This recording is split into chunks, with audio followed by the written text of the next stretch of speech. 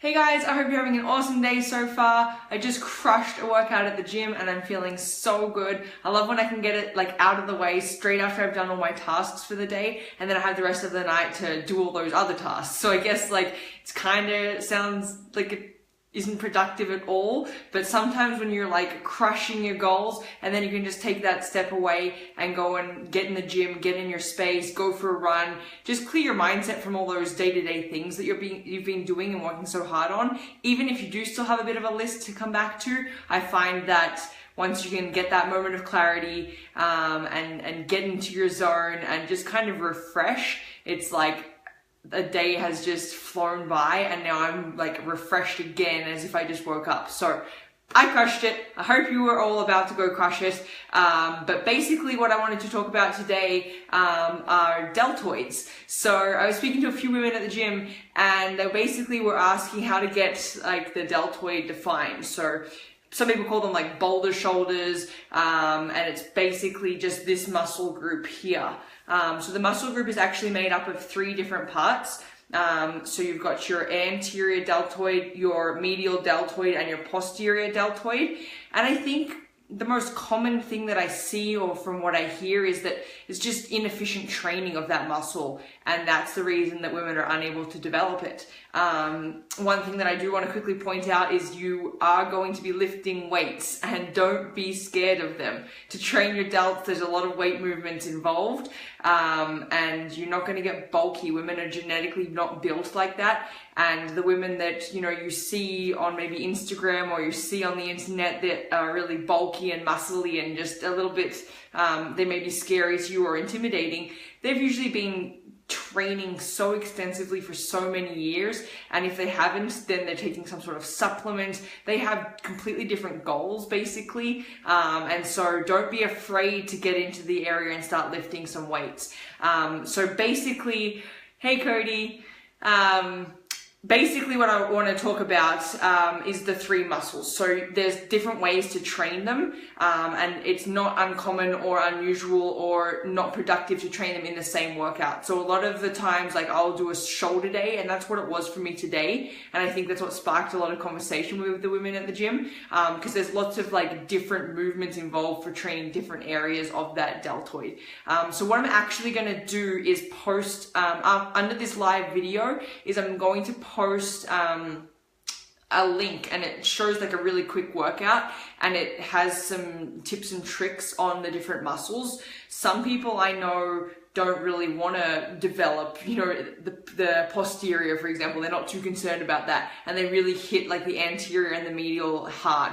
And it will just depend what your goals are and what you're looking to accomplish. But my philosophy is train all 3 of them. I prefer to train all 3 of them in the same day, and get that real burn going to know that I've had an epic shoulder day. The other thing that I want to mention is, as far as actually training them, some tips and tricks for you that you can use. It doesn't always have to be about increasing the weight and going super heavy and ripping the muscle apart. Yes, those things, if you're hitting shoulder day and you're maxing out on your reps and you're ripping that muscle apart because you're trying to grow it, there's your benefits of that. But there are different ways to make the workout more intense, more difficult, without just stacking on the weight or lifting heavier dumbbells. What I find a lot of the time is that women start to change their form when they're lifting super heavy. So I guess some quick tips that I would recommend when you're doing some of these delt workouts, you can change the speed of them, so the actual speed of the motion. You can change time under tension, so you could do, let's say you're doing a front raise with dumbbells, you can hold at the top point for a little bit, so time under tension.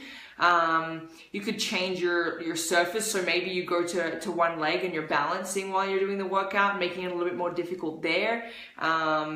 And then time between rest as well. I find when I want to, for example, this evening, and I think one of the biggest reasons I feel I crushed it so hard is because my rest time was very short. I wanted to get in, I wanted to get out. I don't like spending a lot of time at the gym, especially when it's nice and sunny outside.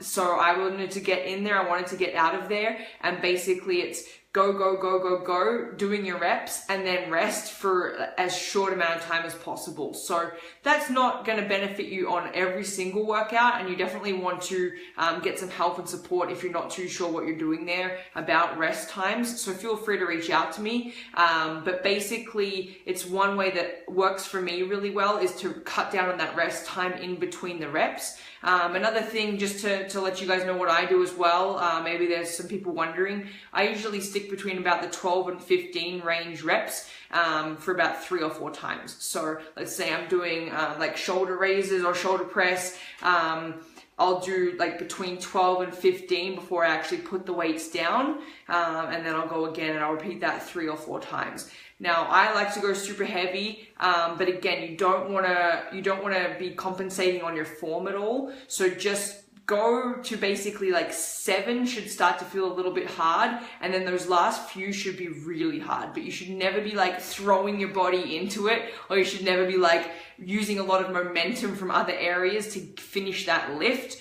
If you're doing that, then that's basically gonna lead to injury in the end. So I would recommend just sort of, there's no harm in starting with the lighter weights and building your way up. Don't go and grab like the 35-pound dumbbells and start trying to push them overhead. Ultimately, that will lead to you feeling like you can't do anything, and you'll probably injure yourself. So I would recommend starting light, work your way up, but just as a general rule of thumb, if you're not sure how many reps you should be doing, I tend to stick to the 12 to 15 range, really heavy, but not putting my body into it, and then cutting down that rest time in between your reps. And yeah, like I said, I'm going to post the link down the bottom here for a good shoulder workout. And then I hope that you guys, even today, like, what's your excuse? You said you were going to do something this week. You said it's summer and you're drinking all the beer and you're having so much fun, and you wanted to live a balanced life and get the workouts in. So what's stopping you? I hope that you've watched this video. Now you're feeling inspired. Now maybe you know what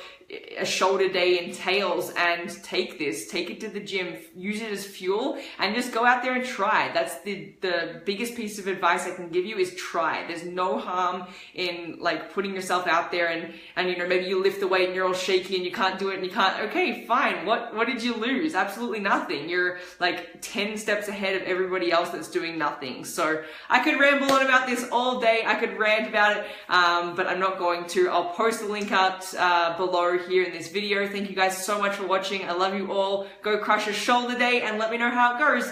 Bye.